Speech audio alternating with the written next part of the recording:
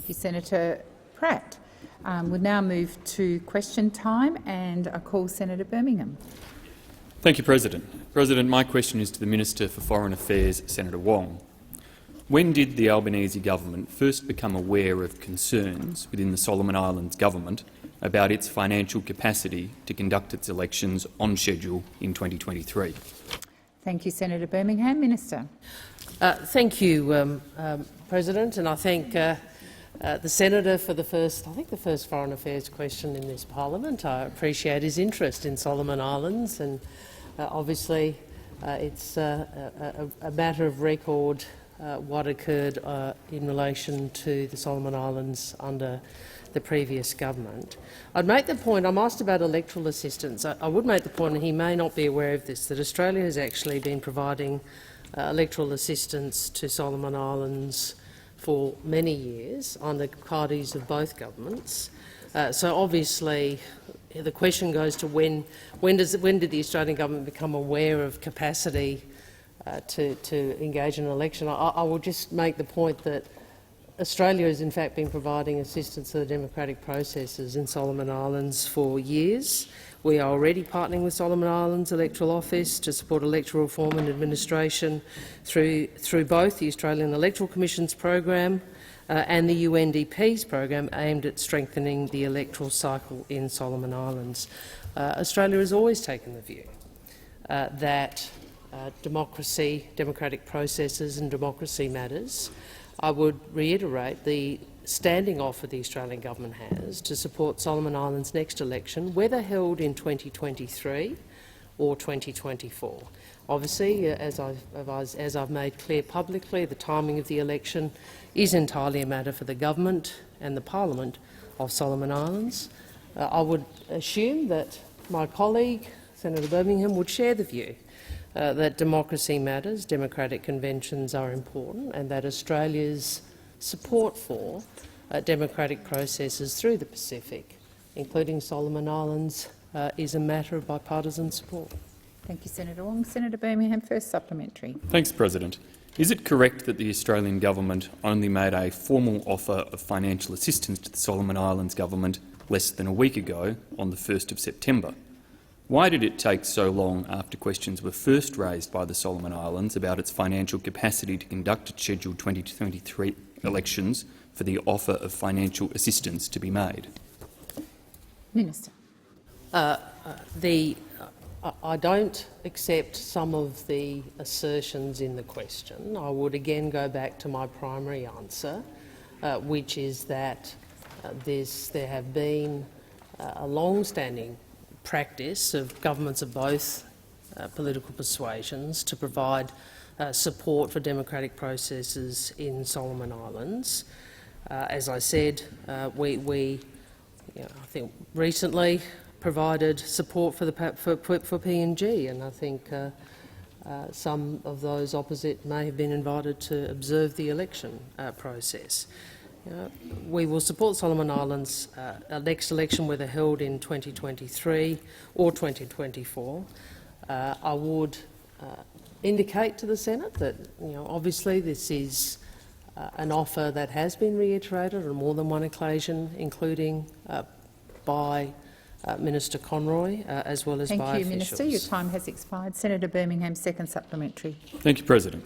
Did the Minister advise the government of the Solomon Islands that she was going to publicly reveal last week's offer of financial assistance from Australia before doing so? And how does the Minister respond to assertions from the Solomon Islands government that the timing of her public disclosure is an assault on their democracy and a direct interference in a foreign government's domestic affairs?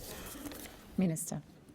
Well, I again make this point that support for an election which is held when the Solomon Islands Parliament and government determine that election can be, is an offer respectful of the sovereignty of Solomon Islands. That is the nature of the answer I gave and the offer that has been made by the Australian government. And I would make this point. I understand the Shadow Minister has to ask these questions, that unlike those opposite, we have ensured that the Prime Minister, the Foreign Minister and others are engaging with Solomon Senator Wong, Islands please rather resume than your- the Senator ducking Wong. and weaving we saw Senator from those Wong, opposite. please resume your seat. Senator Birmingham. Thank you, President. Point of order on direct relevance. The series of questions, and particularly the supplementary question just asked, did not query the merits of the provision of financial assistance for the conduct of elections, which the minister keeps referencing. The supplementary question was specific about the public disclosure of the latest offer of financial assistance and whether the minister had conveyed her intention to publicly disclose that to the government of the Solomon Islands prior to doing so.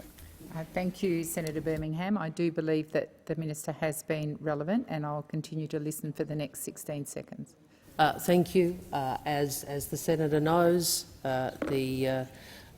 this government does seek to transparently answer questions which are made by journalists. We did so in relation to an offer which is consistent with the practice of past and this government to support Thank you, Minister. Your democracy. time has expired. Senator Walsh.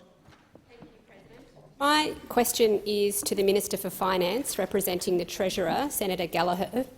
Senator Gallagher. The June quarter national accounts figures were released today. Can the minister outline to the Senate what the national accounts say about how the national economy is performing at the moment? Minister. Thank you, President. I thank Senator Walsh for the question and congratulate her on her appointment as Chair of the Economics Committee. Today's national accounts reflect an economy that's rebounding from the disruption of the pandemic, but is being held back by capacity constraints, skill shortages and declining real wages. This is a familiar story that we're seeing, and certainly familiar in terms of the economy and the economic challenges that we've inherited on forming government. While the headline figures are encouraging, the data released today confirm the pressures that are being felt by Australian households and that are weighing on our supply chains. The national accounts figures released today show the economy grew by 0.9% in the June quarter 2022 to be 3.6% higher through the year. GDP increased 3.9% over the 21-22 financial year, and that growth reflected the continuing pandemic recovery and was concentrated in the services industry, particularly as this was the first full quarter of reopened domestic and international borders since the pandemic began some 2 years ago. The quarterly increase was driven by increases in household consumption, which was 2.2%, net exports and new business investment, partly offset by inventories and dwelling investment. In particular, household consumption grew by 2.2% in the quarter and I think was 6% higher through the year, and contributed 1.1% points to real GDP growth in the quarter. The household savings ratio fell to 8.7% in June, down from 1.1% in March. Dwelling investment fell as most states continued to experience material and labour shortages, and inventories detracted from growth, driven by drawdowns from the mining industry and from agriculture. Thank you, Minister. Senator Walsh, first supplementary. Can the minister advise how the October budget will address the challenges that Australians are facing in the economy today? Minister. President. The October budget will be our way of delivering on our commitments and delivering on our economic plan. The Albanese government's economic plan is a plan to boost productivity, take the speed limit off the economy, and particularly in some of the data that we've seen in national accounts today, and build up the right kind of growth to make a meaningful difference on cost of living pressures for households without adding to inflationary pressures. A key element of this was last week's Jobs and Skills Summit, where we saw representatives from across the country come together with 36 concrete outcomes to help deal with the issues that we face. I was particularly proud of the emphasis on women during the summit, with agreement that improving women's workforce participation is critical for Australia's future economic prosperity and resilience. Of course, there's also our plans on cleaner and cheaper energy, better training and skilling our workforce, investing in cheaper childcare, upgrading the NBN to better capture the digital economic opportunity and creating a future made in Australia. Your time has expired. Senator Walsh, second supplementary. Thank you, President. How will Labor's economic plan respond to the challenges that we are currently seeing in the economy and that are highlighted in the national accounts data released today? Thank you, Senator Walsh, and I thank you for the supplementary question. Our economic plan will address the challenges that are facing us. We know that these challenges have been made worse by nearly a decade of wasted opportunities and wrong priorities from those opposite.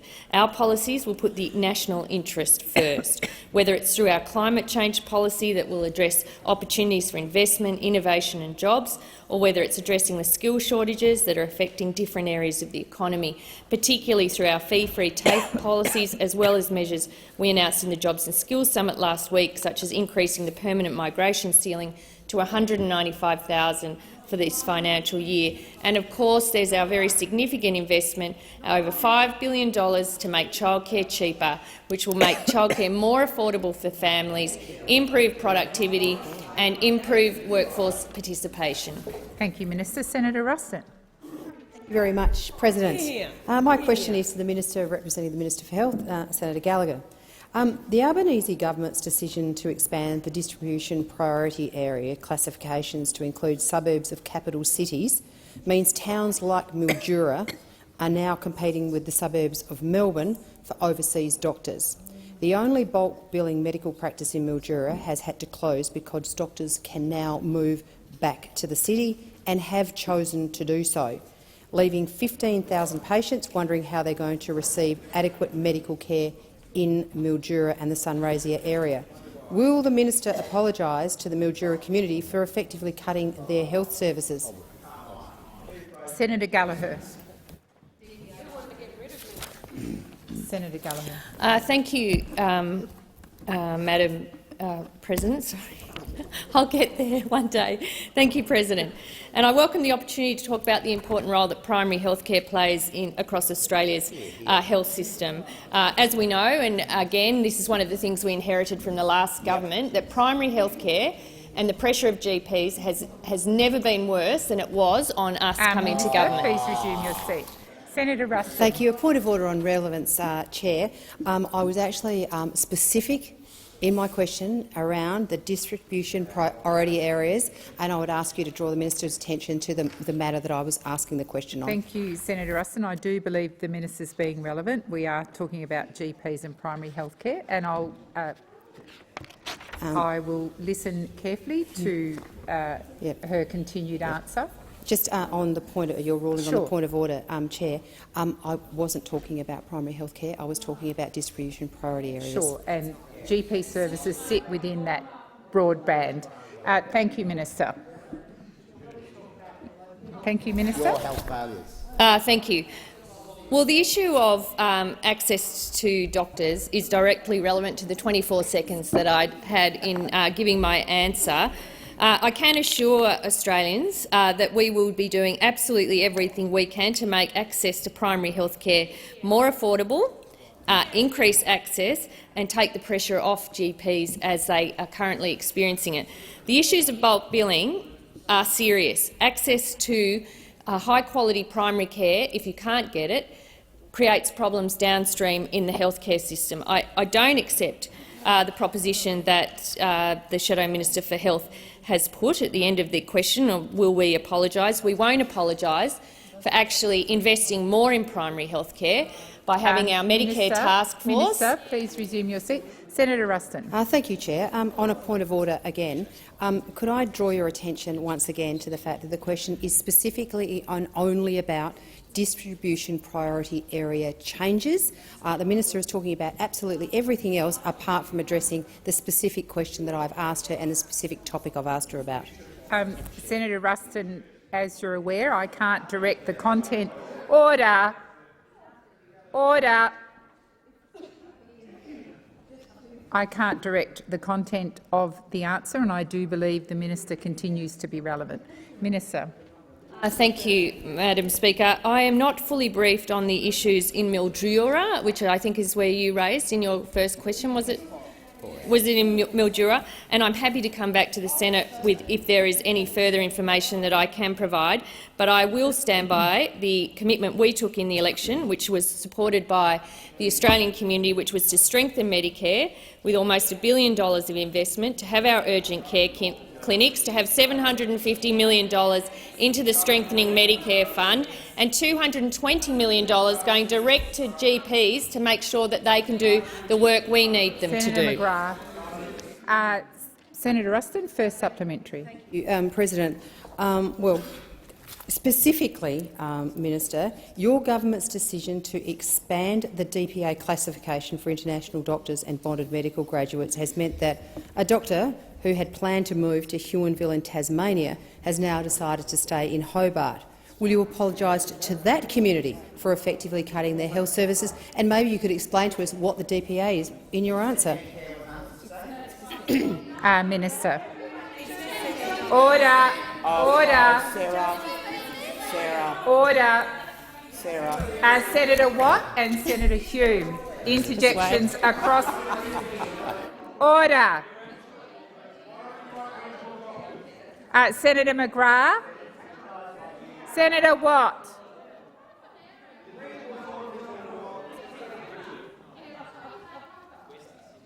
Senator McGrath, I note you just accused Senator Watt of being disorderly. I wish you would take your own advice.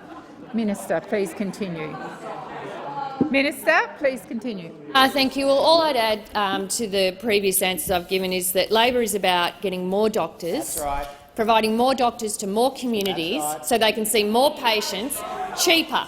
That is what we are trying to do. After 9 years of Order. neglect under this government, undermining Medicare every single opportunity Minister, they please could. resume your seat. I'm waiting again. Thank you. Please, Minister, continue. Where was I? You're winning. You're winning. We are about making Medicare more accessible to more people and supporting the work of general practice. So I think the slant that the Shadow Minister is putting on it is unfair. Our commitments are about getting more doctors into primary care, and when we've got them into primary care, supporting them with the Minister, work please that they resume do. your seat. Grossly unfair. Senator Ruston. Am I getting a point of order or the second supplementary? As the Sorry, I couldn't hear you because Senator Duniam is busy interjecting to Senator Watt across the chamber. Senator Duniam, you have your own manager on her feet. Thank you. Please continue, Senator Ruston. Thank you very much, President. Can the minister explain what advice formed Sorry, the... you've now... Oh, no, I thought you were raising a point of order. I was raising a point of order. I was just... well, sorry, could I seek whether... Well, no, I think the we're minister both sat confused. down. Yes. Okay. Yeah. Well, unless you hadn't sat Senator down. Wong. Yes. And right, let's just... Who's running the joint? Yes, good question, Senator Scott. Order. Order. Let's just clear the slate, and I'm calling you, Senator Ruston, for your second supplementary. Thank you. Thank you, President. Can the minister please explain what advice formed the basis of your government's decision to expand the DPA classification so that it now includes suburbs of capital cities, and what consideration was given to the impact on regional, rural and remote communities this policy is meant to support, particularly given the Rural Doctors Association of Australia has said your government's changes could cost the lives of rural and remote patients? Minister. Thank you, President. And I think what the Shadow Minister is arguing is that we don't provide additional incentives for more doctors to go to more places. We are not trying to remove. The policy is about getting more Minister, doctors and please resume your incentivising. seat. Senator Ruston. Madam President, in the interest of assisting the minister, Are that you was raising not a what point I of was order? saying. She said, Sorry, the Senator minister, Ruston, are you raising a point of order? I would ask you to ask the minister not to verbal me.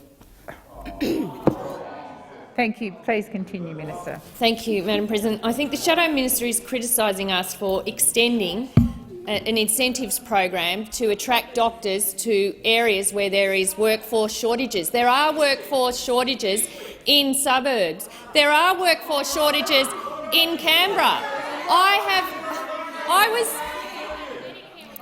I was Health Minister here for 8 years. We had a massive GP shortage. Minister, There is please resume your shortages in seat. towns. Order. Order. Order.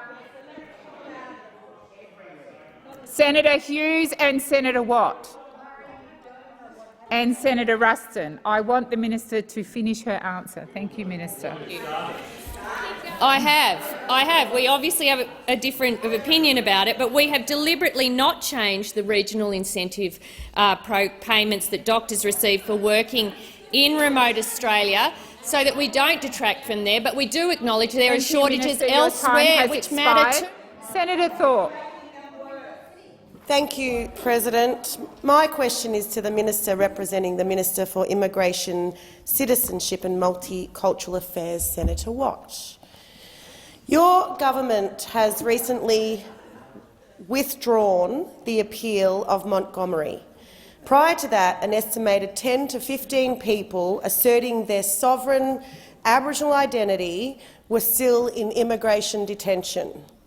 Has the Labor government released all Aboriginal people from immigration detention? And if not, when will they be released? Thank you, Senator Thorpe. Minister. Thank you, President, and thank you, Senator Thorpe, for the question. This is an important issue, and a significant decision was made by the government to not pursue that litigation, as you're aware. I will have to get you the exact details as to the numbers that you're seeking, and I'll provide that to you as quickly as I can. Senator Thorpe, first supplementary. Thank you, Minister, for your answer. My second question is, when will the Labor government reinstate the visas of Aboriginal people released from immigration detention so as to restore the rights they held prior to the coalition government cancelling their visas? Thank you, Senator Thorpe. Minister. Thank you, President. And again, Senator Thorpe, I'm happy to come back to you with the precise details of that. I am aware that there has been some action taken to implement the effect of that decision. I just want to make sure I've got the absolutely correct details before I provide them to the chamber. Senator Thorpe, second supplementary. President, thank you, Minister, for your response. And thirdly, will the Labor government include a special condition on an Aboriginal person's visa to guarantee a right of re-entry to Australia? Thank you, Senator Thorpe. Minister. Thank you, President. And again, thanks, Senator Thorpe. That does go beyond my knowledge as the representing minister, but again, I'm happy to come back to you as quickly as I can. Thank you, Minister. Senator Payman. My question is to Minister representing the Prime Minister, Senator Wong. Can the Minister update the Senate on the government's plan to make medicines cheaper for millions of Australians? Minister. Thank you very much, and I thank Senator Payman for her question and for her extraordinary speech that we were privileged to listen to yesterday. The cost of living crisis that this government inherited is a decade in the making. And it will not be solved overnight.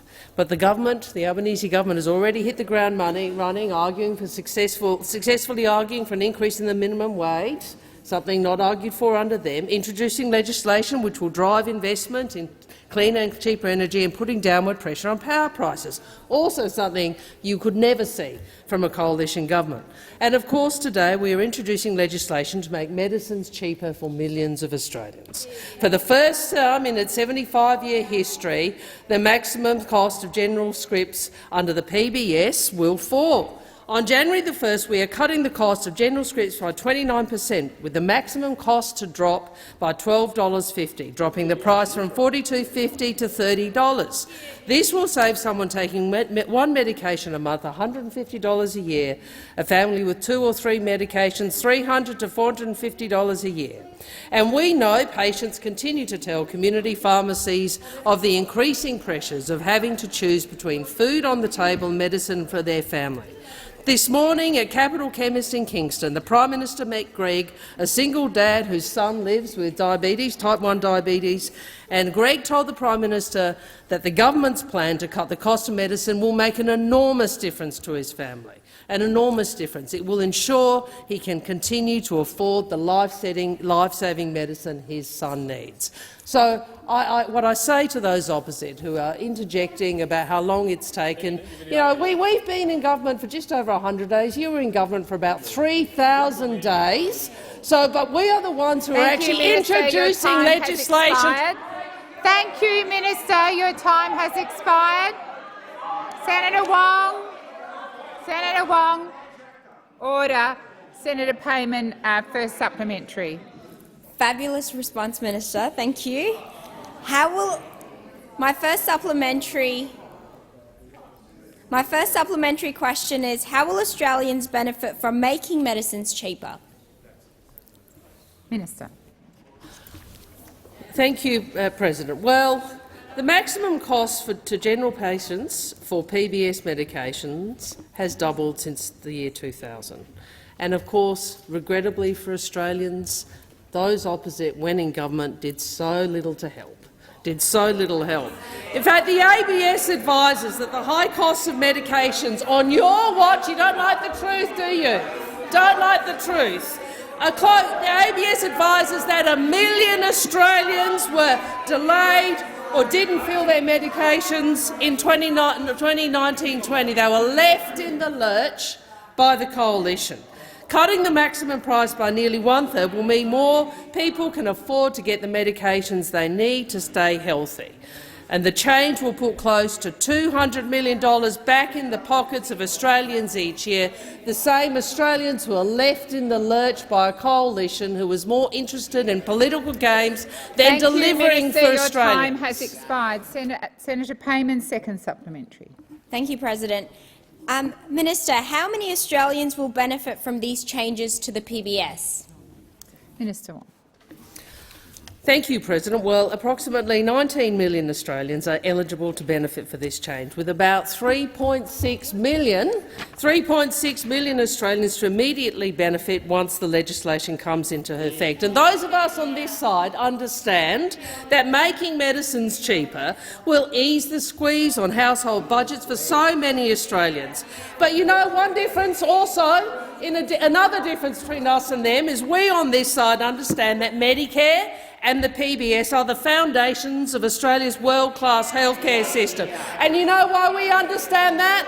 Because they're Labor reforms. They're Labor reforms, both initiatives of Labor governments, and it is only Labor governments that make these nation-building reforms to transform the lives of Australians. The PBS, a legacy of the Curtin and Chifley governments, and of course Medicare, a legacy of the Hawke government. This government will continue to strengthen both Medicare and PBS. Minister. Your time has expired. Senator Hanson. Senator Hanson for the second time. Thank you. My question is to the Minister representing the Minister for Climate Change and Energy, Senator Wong. Would the Minister please explain to the Australian people and what net zero emissions actually means in layman's terms? Thank you, Senator Hanson. Minister. I'm not sure how to explain it other than to say it means net zero. I think,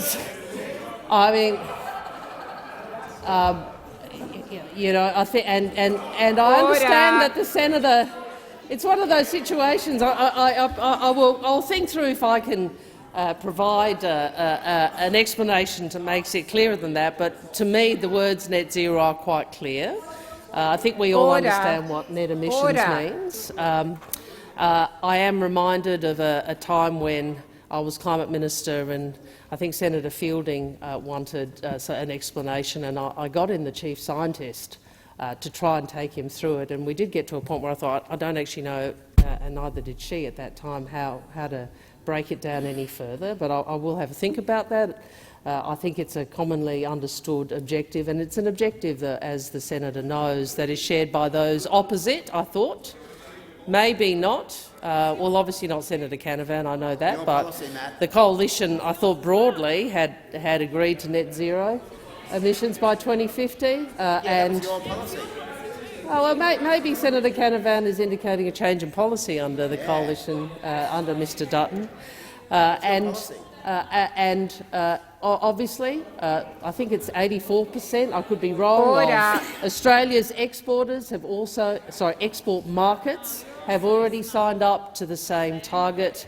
It was discussed at the G20, so there's broad global agreement about the need to— Minister, please resume your seat. Senator Canavan. Thank you, Madam President. Just on relevance there, the question was clearly about the definition of a term. It's a very simple question, and now we're talking about what other countries are doing and signing up to. It's totally departing. It's got nothing to do with the original question. Minister, did you wish to continue? Senator Wong, have you finished your first question, the answer? Senator Hanson, first supplementary. Well, actually, I'm gobsmacked from the first answer. I don't know whether I should actually ask the second one. Now you got me. Now, all right. Well then, how much will the government policy to reduce emissions by 43%, which you don't know what net zero is anyway, by 2030? I would really like to know how much it's going to cost the government by 2050, but I doubt I'm going to get an answer on the first one. But if you can answer my question, how much is it going to cost the Australian taxpayers for this reduce emissions by 43%? Please resume your seat. Minister. Thank you, President. Thank you to Senator Hanson for the question. And she may be aware that the Labor Party in opposition did model this 43% reduction by 2030 policy and issued the modelling transparently, and that modelling showed that the plan, which includes a 43% reduction, would in fact create 604,000 jobs, with 5 out of 6 new jobs to be created in the region, that it would spur $76 billion of investment, and it would deliver an 82% renewable energy by 2030. So I think what we have seen is generating capacity exiting the energy generation system over the life of the government of those opposite. And that reduction in supply without new capacity coming on stream is central to why power prices Thank you, Minister. are doing Your what they are time doing. has expired. Senator Hanson, second supplementary. How is the government's plan to bring more than 1 million immigrants to Australia in the next 5 years, consistent with efforts to reduce emissions? Thank you, Senator Hanson. Minister. I think, well, first, I'm not sure about the figure, but we have, as a result of the Jobs and Skills Summit, indicated 195,000 places, and that is as a consequence of the capacity constraints in the economy and the skills crisis that we know from talking to business, and if you look at the data, exists. But the focus will be on permanent skill migration, and that will add to the capacity of the Australian economy. It's important to recall that one of the things that we all have to do, and Australia will have to do, is to ensure that the link between GDP and populations and emissions that they are delinked, and that we can continue to grow our economy in ways that don't continue to produce as many emissions. And the way we do that is by these sorts of investments in renewable energy that our plan will deliver. Thank you, Minister. Your time has expired. Senator Reynolds. So my question is to the Minister representing the Minister for Social Services, Senator Farrell. My question is, why is the government's temporary announcement to support pensioners to keep most of what they earn time-limited to the end of this financial year? Thank you, Senator Reynolds. Minister. Thank you, President, and thank the senator for her question. I think it's fair to say that this government is doing so much more for pensioners, even in its first couple of months, than you've done in the your previous 10 years. And we're going to continue. We're going to continue down this track to try and improve the lives of Australian pensioners. Minister, please resume your seat. Yep. Senator Reynolds. Thank you. Point of order, President, on direct relevance. My question was very clear and specific. It was, why is it time limited to the end of this financial year? Thank you, Senator Reynolds. The minister has started to talk about pensioners, and like you, I'm listening carefully. And we will order.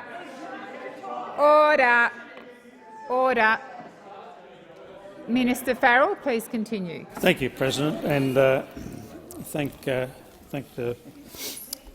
senator for her intervention.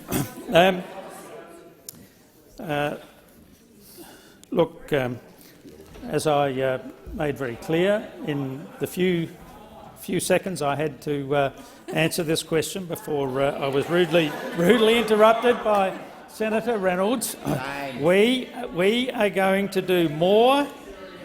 We're going to do more in the time that we have in government than your government did in the previous 10 years.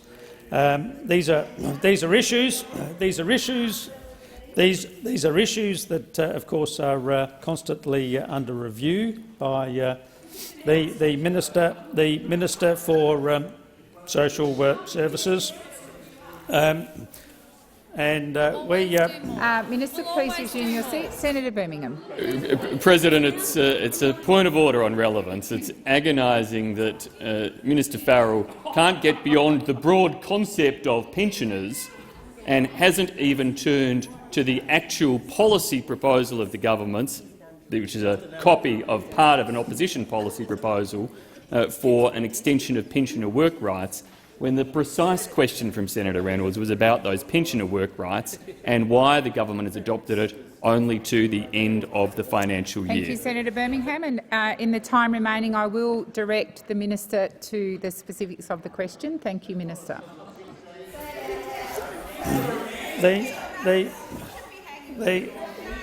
Order. Thank you, President. Thank you, President. As the Prime Minister has said time and time again, and as thank you, Minister. Time has expired. Senator Reynolds, first supplementary. Thank you very much, President. I do have a supplementary question, and in fact, given that the Minister representing the Minister for Social Services didn't answer the question, I ask him the same question again. Can the Minister please explain why it is only time limited until the end of this year? Thank you, Senator Reynolds. Minister. Thank you, President, and thank the senator for her supplementary question. As I started to say before I was required to sit down. I'm sorry, Minister. Could you resume your seat? I'm waiting until there's quiet before I call the minister back up. Senator Brown, I've just called the chamber to order. That includes you. Minister, please continue.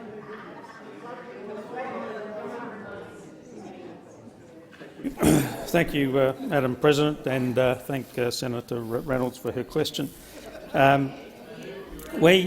This government continues to do whatever we can to assist Australian pensioners in a way that the previous government never ever did.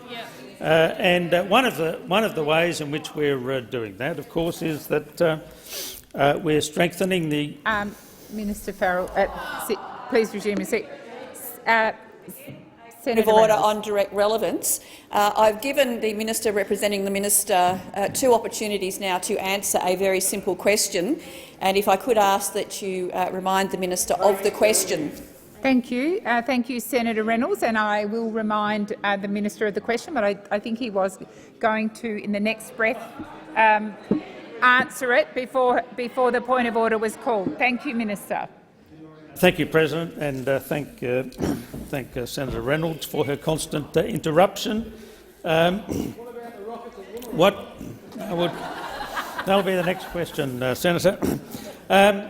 We continue to try and assist and make life easier for pensioners in this country, Minister and that's Farrell, why we are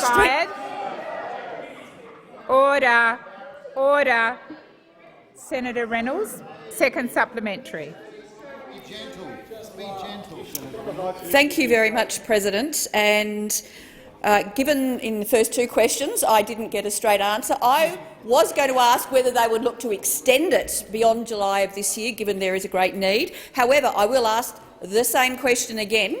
And, President, I noted that Senator Wong said she had the answer, so maybe you might like to hand it over to Senator Farrell. But the question again is, why is it just time limited? Why, in a policy, is it time limited until the end of this year? It is not helpful when senators, particularly those on my right, call out time. Thank you. Minister. Minister. Thank you, President, and thank the senator for her supplementary question. Well, one observation I would make, Senator, is that there is a facility under the decision that's been made for and to extend the period of time in extenuating circumstances. So I think your general principle is not completely accurate in the sense that there is an ability under the proposal to. I'll give him a chance. Senator Reynolds. Thank you very much, President. Again, a point of order on direct relevance. Again, I'll just remind you, President, of the question. Why is it just time limited to the end of this financial year? Third time lucky, I'm hoping, in the last 20 seconds. Thank you, Senator Reynolds. The minister was being relevant, and I'll call the minister again. Thank you. Look, Senator Smith. We're doing what we can. Minister. I've tried to be as directly relevant as I can, President. The proposition that's being put to me by the senator is not correct. There is an ability under the proposal in extenuating circumstances to Minister, extend your time has expired. Senator Faruqi. Thank you, President. My question is to Minister Watt, representing the Minister for Early Childhood Education. Today, thousands of early childhood educators around the country have walked out of centres. The low pay and difficult conditions these workers are subjected to are a national shame. Educators deserve professional pay that reflects the skill and responsibility of the work that they do every single day. But instead of immediately committing the funding necessary to lift these workers' wages, the Labour government is going ahead with the Stage 3 tax cuts for the wealthy. Tax cuts that economists tell us will overwhelmingly flow to men as well. Why is the government sticking with the obscene Stage 3 tax cuts when you should be using the money to lift wages of early educators and carers who are mostly women? Thank you, Senator Faruqi. Senator Wong. Point of order, and Senator Watt may well, President, be quite willing to answer those bits within his portfolio. But a question on tax cuts, just because it is juxtaposed with a political statement about childcare, does not make this part of the portfolio that Senator Watt is representing. If the senator wants to ask questions about tax cuts, there are obviously representing ministers who can be asked. But I make the point that the responsibility is not in the portfolio to which the question is addressed. Now, obviously, the remedy is the senator can answer, the minister can answer the question insofar as it relates to the portfolio he's representing. Thank you, Senator Wong. I'm responding to the point of order, Senator Faruqi. I just remind senators that questions do need to be addressed to the correct portfolio holder. Did you have a point of order, Senator Faruqi? I do. This is a question about childcare and childcare workers and early educators and workers and their pay. And if the minister who represents the Minister for Early Education and Care can't respond to that, then I'm not sure what to do about it, to be frank. Senator Faruqi, just a moment, Senator Wong. Senator Wong, please resume your seat. Senator Faruqi, that was not the totality of the question, and as the point of order by Senator Wong went to the issue of tax cuts, which is indeed another portfolio holder.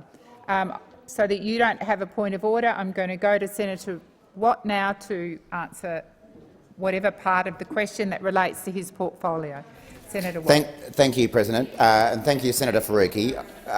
Senator Wong, of course, is correct that If you go back and look at the question that was asked, it was about tax cuts, but I'm certainly happy to talk about early childhood educators, a group in our community who I very much value, and everyone on this side of the chamber very much values. And it's particularly appropriate that we be talking about these issues today, because today, of course, is Early Childhood Educators Day. And that's why not long after question time, I and no doubt many of my colleagues here will be going to meet with early childhood educators on the front lawns of the parliament. And I would certainly encourage every member of parliament to do the same thing.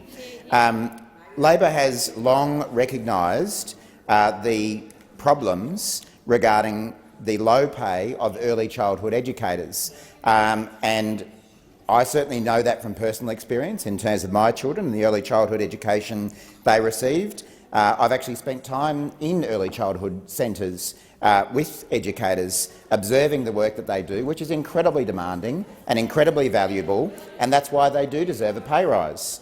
And that's exactly why our government is committed to reinvigorating bargaining so that we can improve productivity but also grow wages, particularly in the sectors like this, like early childhood. That's why our government has successfully argued for a pay rise for the lowest paid workers in Australia, a pay rise I might admit and acknowledge that those opposite opposed. On the 1st of July this year, the Fair Work Commission minimum rates order increased pay rates in modern awards, including the Children's Services Award, by 4.6%, something that our government called for in a submission, a pay rise for the lowest paid workers in our community, including early childhood educators.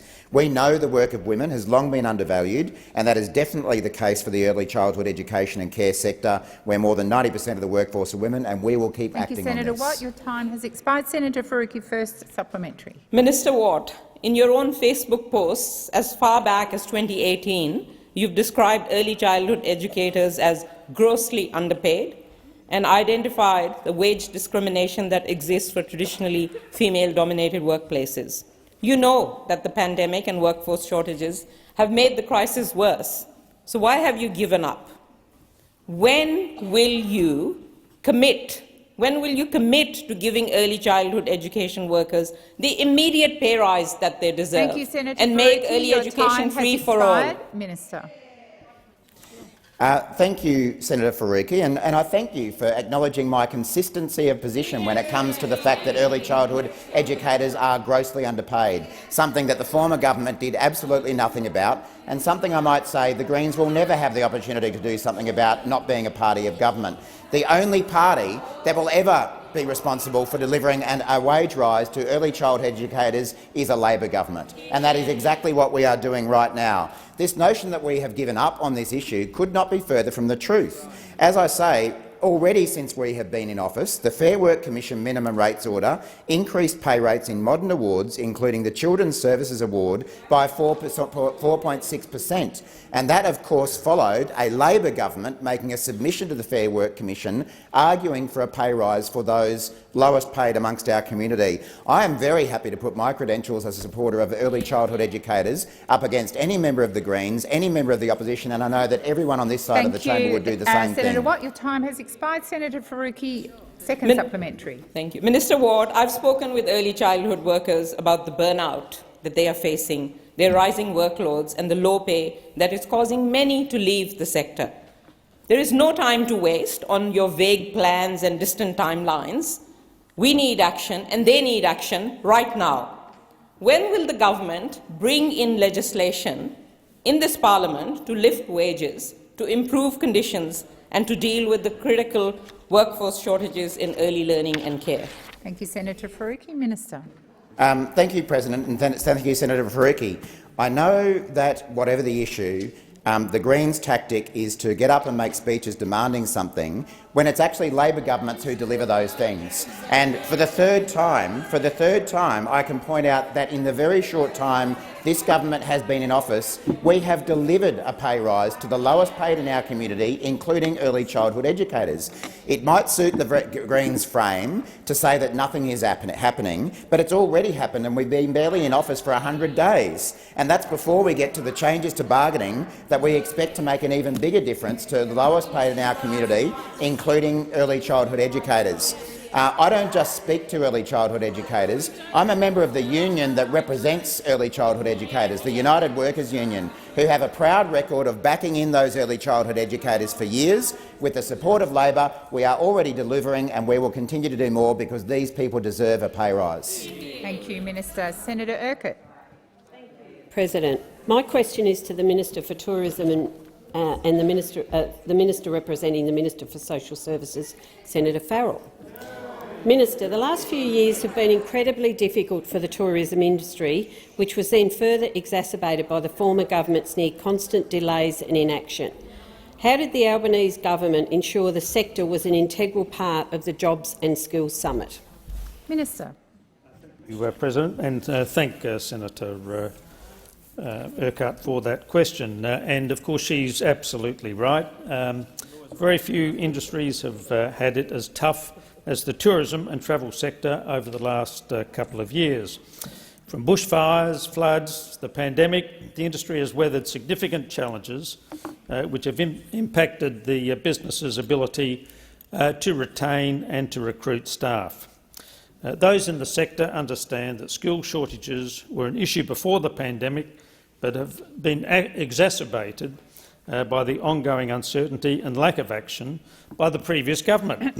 Hearing their voices and working together on solutions is and will continue to be a priority for the Albanese Labor government.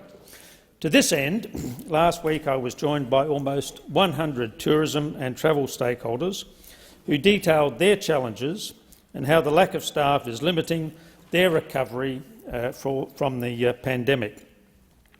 Throughout the sessions, we discussed suggestions and opportunities to solve these problems, and those were then fed through to the Jobs and Skills Summit. President, unlike the previous government, who were more focused on their own jobs than the tourism sector, come on, respond! Respond! Do say something! Don't just sit there! Don't just sit there! The Albanese government is committed to supporting the visitor economy and addressing the skills crisis, which is limiting their recovery. We understand the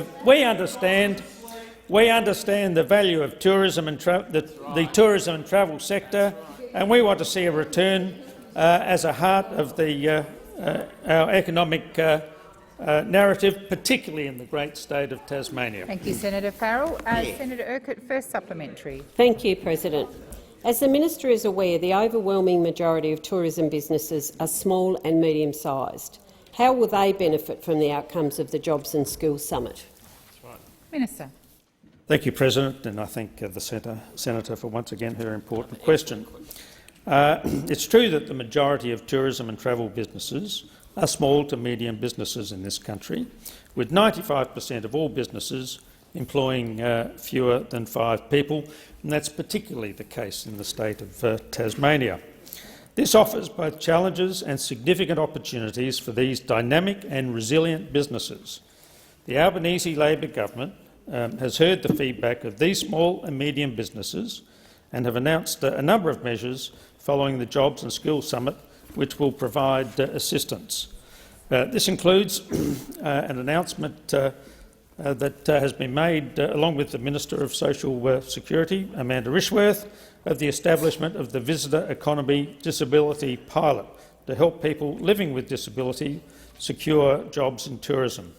In addition, tourism businesses will benefit from those changes which would enable pensioners— Thank you, Minister. The time has expired. Senator Urquhart, second supplementary. Thank you, President.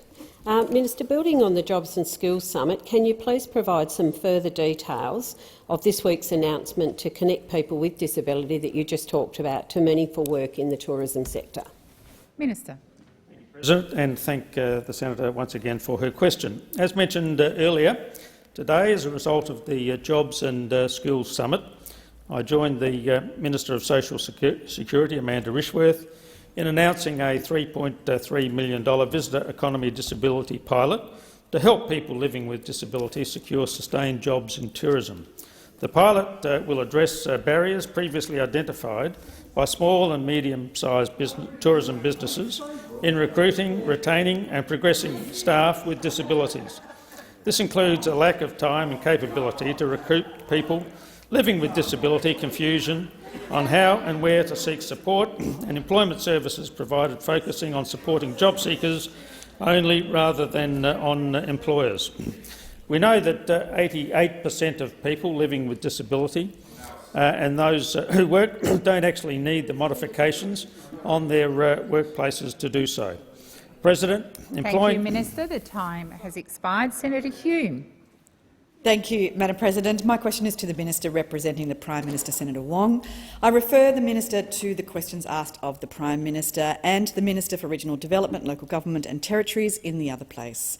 Can the Minister please confirm that the Minister for Regional Development, Local Government and Territories has breached the Prime Minister's Ministerial Code of Conduct? Minister.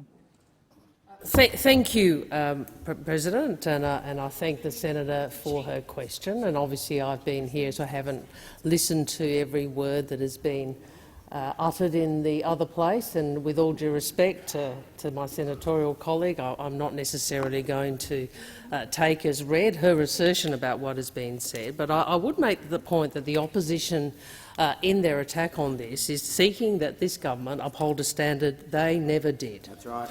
A standard they never did. You never did it in government and never in opposition. Never in government and never in opposition. And the reality is we have strengthened the Ministerial Code of Conduct so that ministers are not able to hold shares of blind trusts. And if you had this standard in government, would you like to know who would be in breach? The Leader of the Opposition would be in breach. The Leader of the National Party would be in breach. The Shadow Treasurer would be in breach. The Manager of Opposition Business would be in breach. Please. I know the truth hurts, doesn't it, Senator? Minister, please resume your seat. Thank Senator you. Hume. A point of order, Madam President, and that's direct relevance. I only asked whether it was true that the Minister for Regional Development, Local Government and Territories has breached the Prime Minister's Ministerial Code of Conduct, the current Prime Minister's Ministerial Code of Conduct. Thank you, Senator Hume. I do believe the minister is being relevant. It is a question about the code. Minister.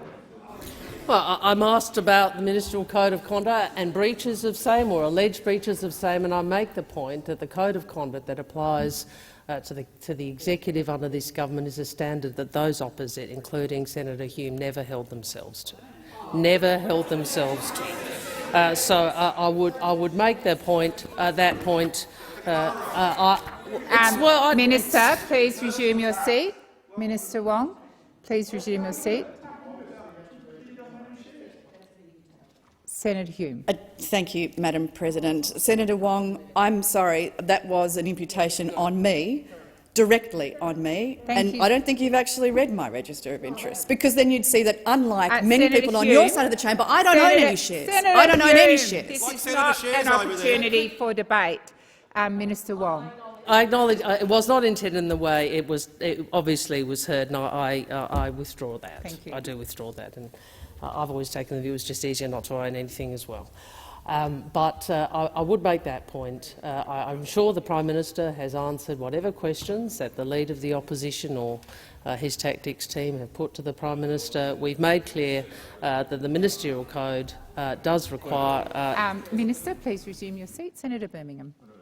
President, I note the Leader of the Government and Senate has spoken generically about the Ministerial Code, made a number of other assertions irrelevant to the question, but has spoken about the Code. However, there was a direct question about whether a minister has breached the Code. The Leader of the Government indicates that she's not aware of the precise details. In the 13 seconds remaining, she should take the question on notice so she can provide a direct answer to the direct question. Thank you, Senator Birmingham. I'm struggling with your point of order. I accept that you acknowledge the minister is answering the question. I note the comments you made in relation to her most recent statement. I don't believe that's a point of order, but it's up to Senator Wong whether she takes it on notice or not. Minister. Thank you. As is my practice, I will obviously provide more information if I'm able to the chamber. Thank you, Minister. Senator Hume, first supplementary. Thank you, Madam President. When did the Minister for Regional Development, Local Government and Territories first contact the Prime Minister or his office to notify of a breach of the Prime Minister's Ministerial Code of Conduct? If you don't have the date exactly, Senator Wong, you can also return to the chamber with that. Minister. I think in opposition we asked quite a number of questions which went to what the knowledge of the minister that the senator here in this chamber was representing. Obviously this is one of those. If I can provide further information about that, I will do so.